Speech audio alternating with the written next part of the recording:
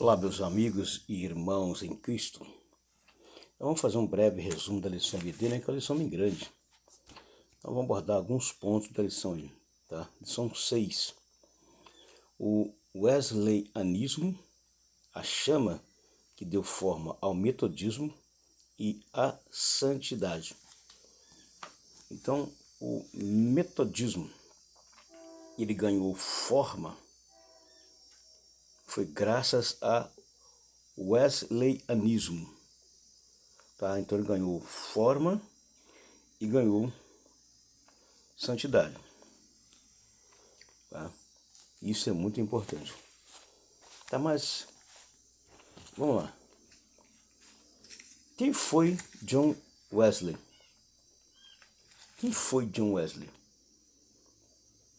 No tópico 1, tá? Quem foi John Wesley? Tá? John Wesley, ele era filho de Samuel Wesley e Susanna Wesley. Então, o preâmbulo do tópico 1, ele vai falar sobre o início do ministério dele. Mas no motivo de oração, diz que é para nós continuar orando a Deus, para que Deus levante trabalhadores para a sua obra. Essa chama pentecostal, tá, deve atingir outras pessoas. Várias e várias pessoas devem ser motivadas a trabalhar na obra, mas para isso, algo precisa impactar eles. John Wesley foi impactado. Então, algo precisa também impactar essas pessoas para que eles venham trabalhar na obra. A obra do Senhor está sofrendo, porque está faltando pessoas compromissadas para poder trabalhar nesta obra. Então, aqui, John Wesley foi filho de Samuel Wesley e Susanna Wesley. O nome metodista surgiu de um grupo chamado Holy Club, ou Clube Santo. O que eles visavam, esse grupo? Eles buscavam uma disciplina espiritual. Tá?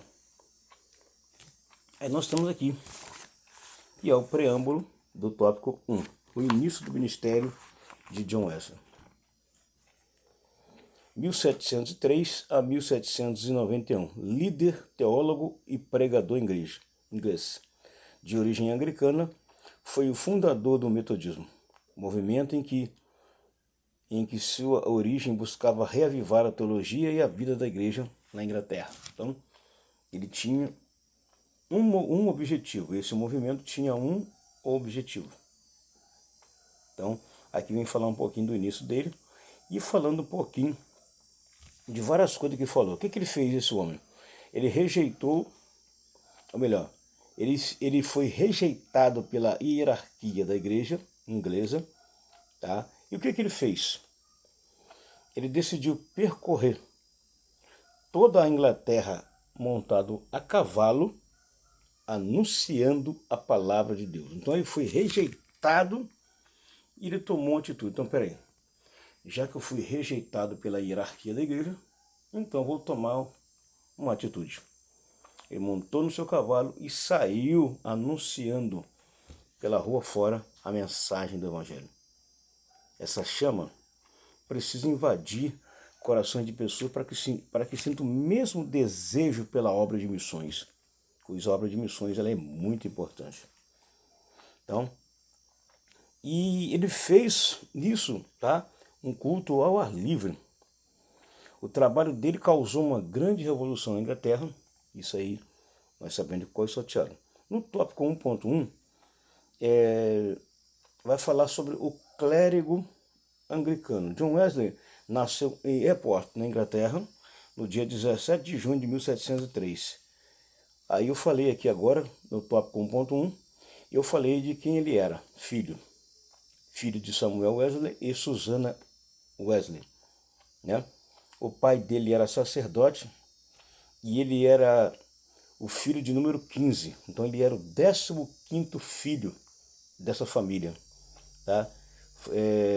de Susana Wesley e Samuel Wesley. Então ele era o 15º filho. Olha só. Tá? 15º filho. Lembrando que eles são um total de 19 irmãos. Então uma família bem grande, né? Deu saber que uma família é bem grande. Ele tornou-se clérigo e também líder, tá, do movimento metodista que ocorreu na Inglaterra no século XVIII. Tá? No século XVIII.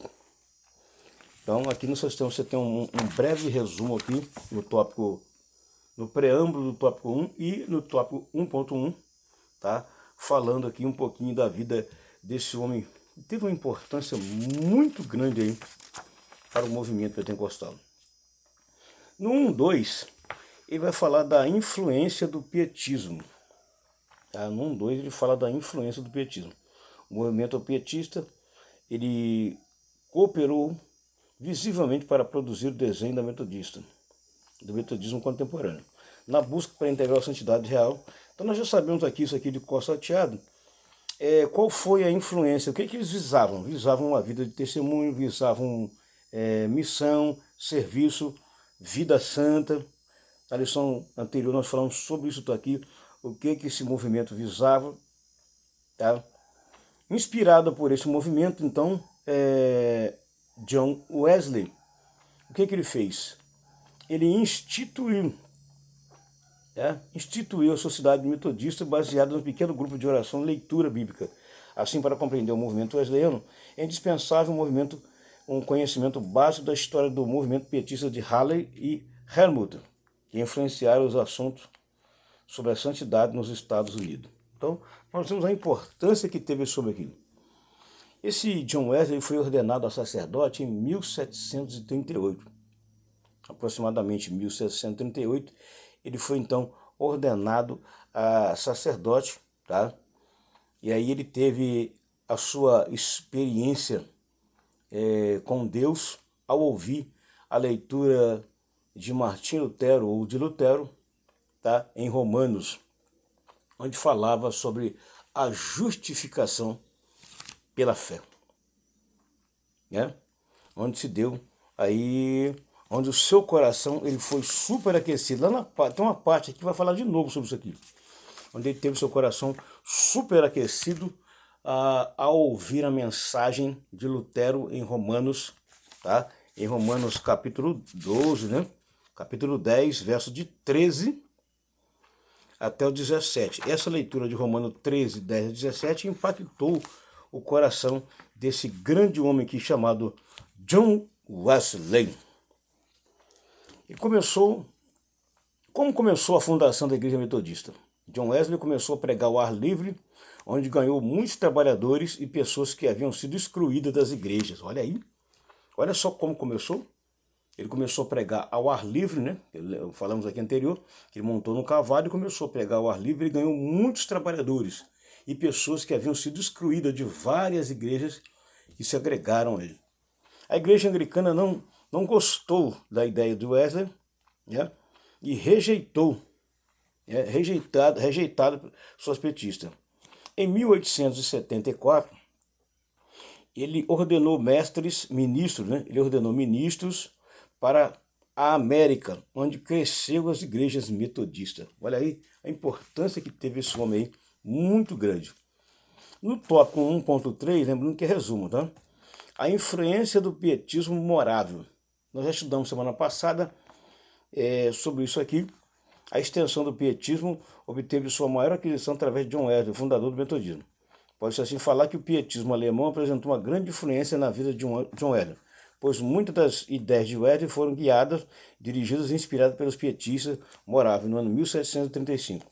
Wesley e seu irmão mais novo foram separados e enviados como missionário para a colônia da Geórgia, na América. Nessa viagem foram apresentados ao movimento pietista, pois a bordo do navio estavam 26 moráveis de Helmut. Em seu diário, Wesley escreveu que sentiu que os moráveis evidenciavam uma vida repleta de fé e do Espírito Santo. Rapaz, isso aqui é tão importante. Quando a gente observa que alguém é cheio da presença de Deus e alguém se se sente impactado, essa chama do Pentecoste na nossa vida, essa chama pentecostal que arde na nossa vida, deve impactar as pessoas ao nosso redor. Então, nós temos que ser testemunho disso para transmitir a essas pessoas a mensagem também através do nosso testemunho. Então esse homem aqui ficou impactado, tá? Impactado com tudo que ele viu aqui. O pietismo teve uma influência muito importante para nós aí, tá? Muito grande mesmo. No tópico 1.3, ele resume dizendo aqui, ó, a influência do pietismo morável. Tá? A influência do pietismo morável. Durante a viagem missionária de John Wesley, né, para a Geórgia, em 1735 a 1737, né, ele conheceu os moráveis e os pietistas liderados por August Spangenberg, o que levou esse grande homem foi a fé durante uma grande tempestade. Durante uma grande tempestade que houve no mar, no navio onde estava viajando, John Wesley ficou impactado com a fé desse povo aqui, desse morável. Isso também chamou atenção muito grande. Me faz lembrar quando Paulo também estava na embarcação, lembra? E tinha 276 pessoas, em Atos 28, você encontra essa história de Paulo, que também, assim como John Wesley, estava numa embarcação, né? Com 276 pessoas, houve um naufrágio no mar, na ilha chamada Malta, lembra? Não fugiu nenhum preso, e uma víbora mordeu a mão de Paulo. Lembra dessa passagem? Então, lá também Paulo era um homem de grande fé. Aqui, o que impactou John Wesley nesse navio durante uma tempestade foi a fé sobrenatural daqueles moráveis. Isso cativou a vida de John Wesley.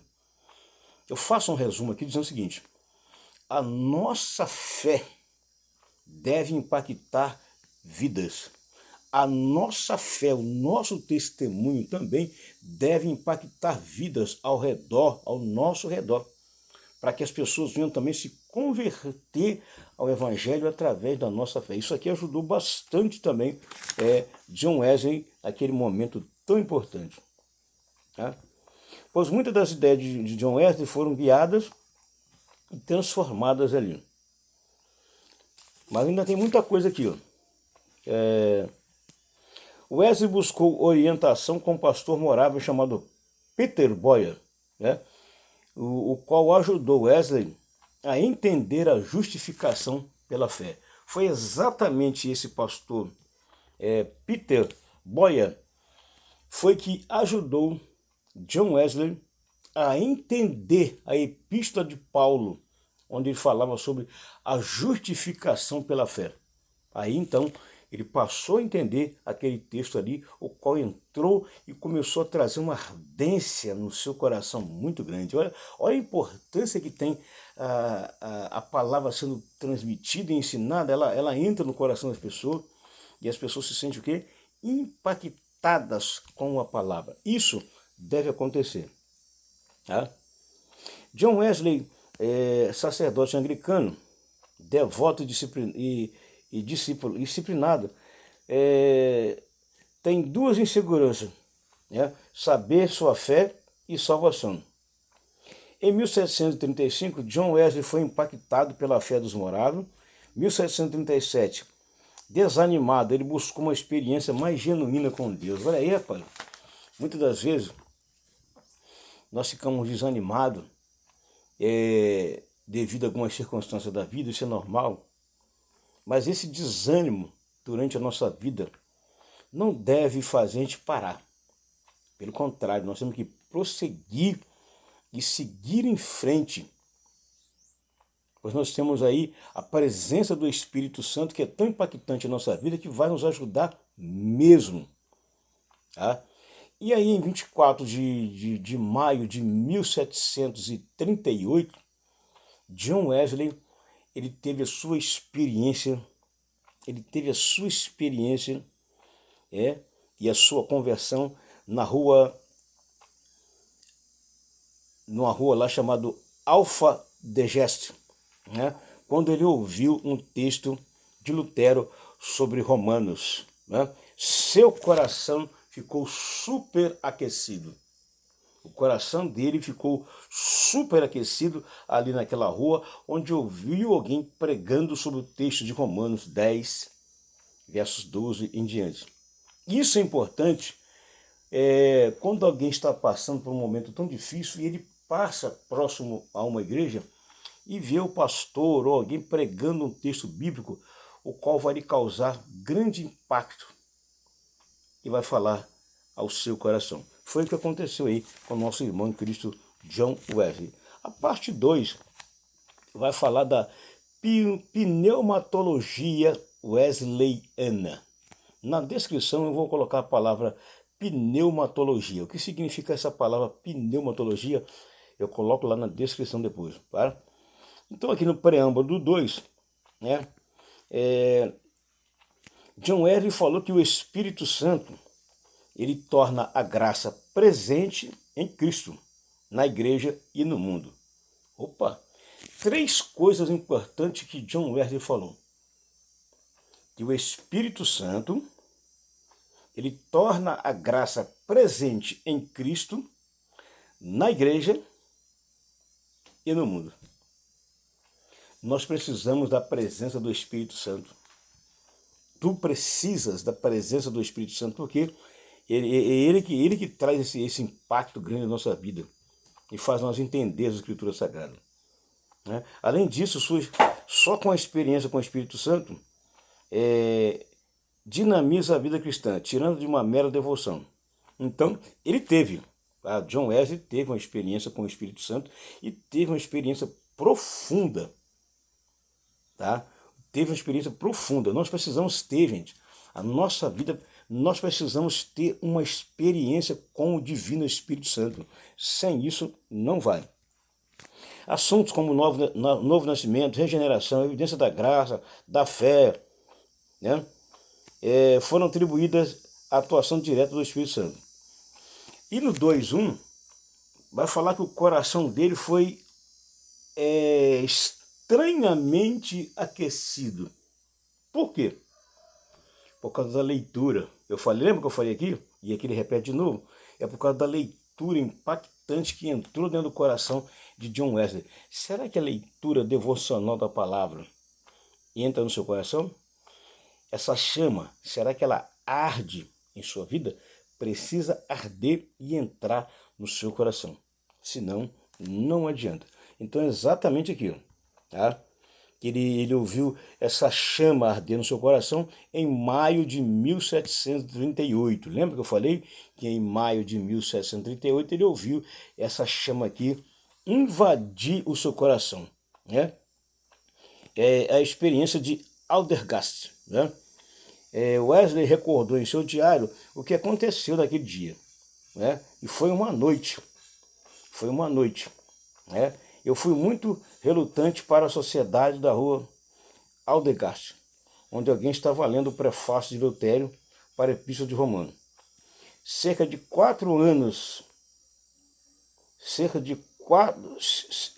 um quarto antes das 9, ele estava descrevendo a mudança que Deus trabalhava no coração através da fé em Cristo.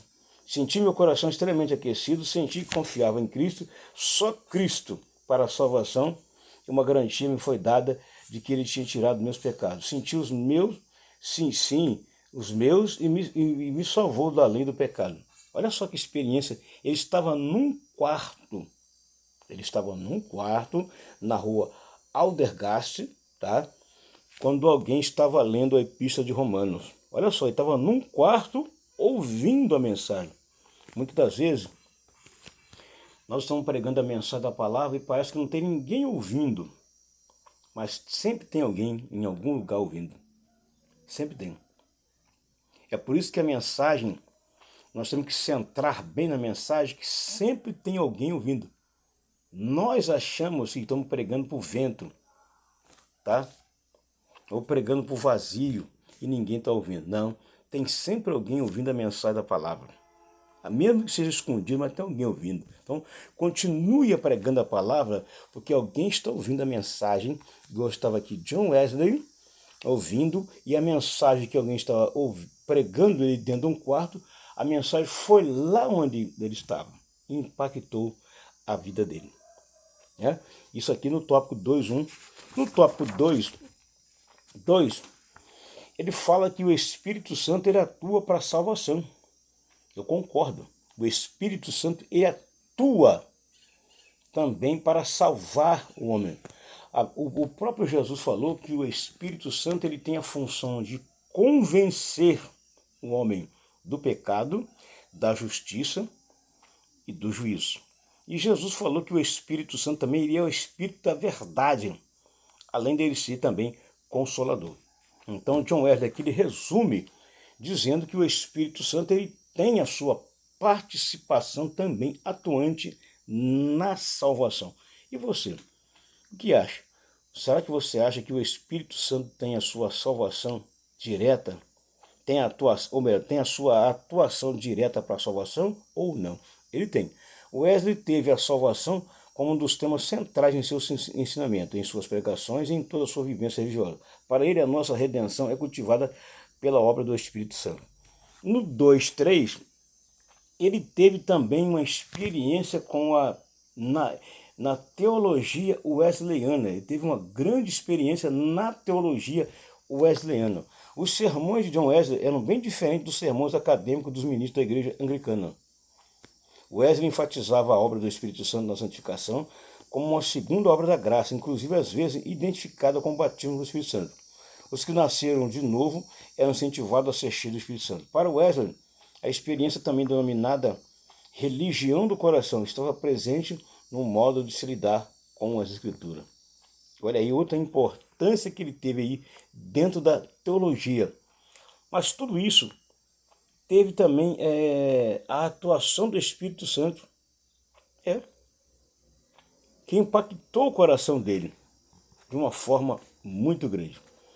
No 3, na parte 3 e última, vai falar sobre o avivamento metodista, que é exatamente o terceiro objetivo dessa lição, que fala ressaltar que a igreja deve pregar a palavra de Deus. Então, a igreja deve fazer o quê? Pregar a palavra. O texto do textual diz, pregar a tempo e a fora de tempo. Então a igreja não deve parar nunca de ter um ensinamento. O que tem que ter mais na igreja é o ensinamento. Tem que ter o louvor, tem que ter a oração, tem que ter a adoração. Tem que ter? Sim. Mas o ensinamento da palavra de Deus não pode ficar de fora. Infelizmente, existem muitos lugares que não tem mais o ensinamento da palavra. É só pula-pula, é só louvor, é só gritaria, é só adoração, mas o ensinamento genuíno da palavra mesmo não tem. Ensinamento bíblico mesmo está faltando. Então aqui a orientação é que a igreja tem que buscar e não deve parar, jamais, não deve parar. Ressaltar que a igreja deve pregar a palavra, é o tópico 3, tá? A igreja deve pregar a palavra. E foi exatamente o que aconteceu aqui com John Wesley.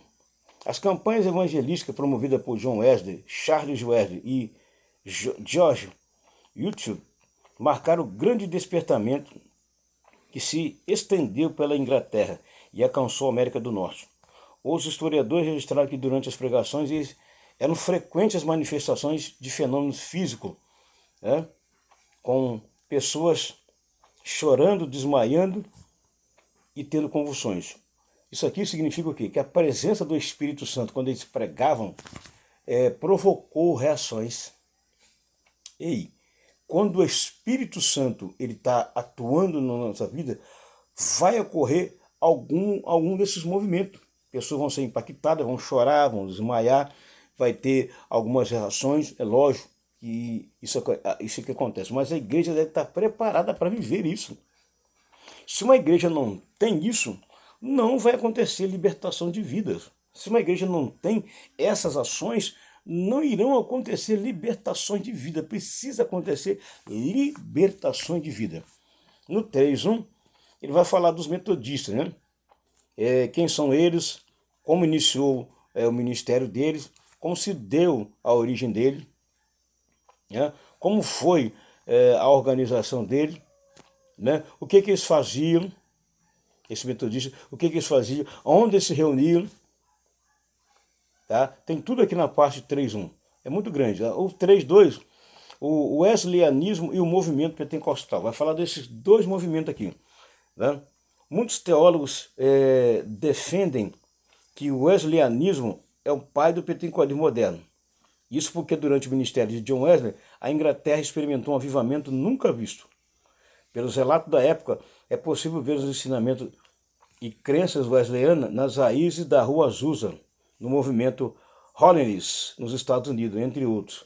Para Robert Menzies, um dos nomes mais conceituados da teologia pentecostal, o movimento pentecostal surge como uma síntese de várias tradições de santidade que apareceram no final do século XIX, em movimento do reavivamento que possuíram uma herança wesleyana. E o 3.3, o interesse na restauração da igreja. Esse interesse na restauração da igreja, isso deve partir da liderança. É a liderança que precisa ter esse interesse aqui para que a igreja seja restaurada. Observe aqui, ó.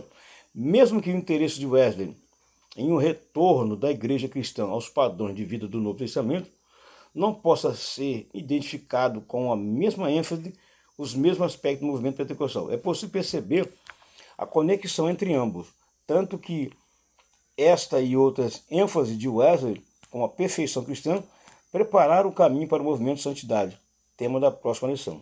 Então, nós vemos aqui que muitas das vezes esse interesse aqui pela restauração da igreja deve partir de quem?